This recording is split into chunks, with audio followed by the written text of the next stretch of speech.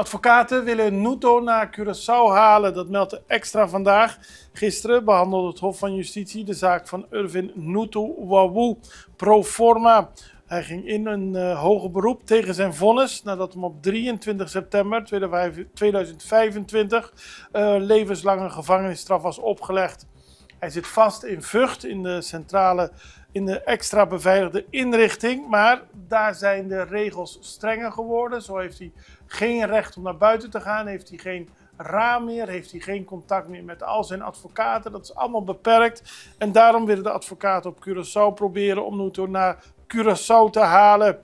Ze hebben het Nederlandse OM ingevraagd in te grijpen in het feit dat er geen contact mogelijk is met Curaçaose advocaten. En nu laten ze dus daadwerkelijk weten dat ze gaan proberen dat hij naar Curaçao komt, omdat het leven in Vught onmenselijk geworden is.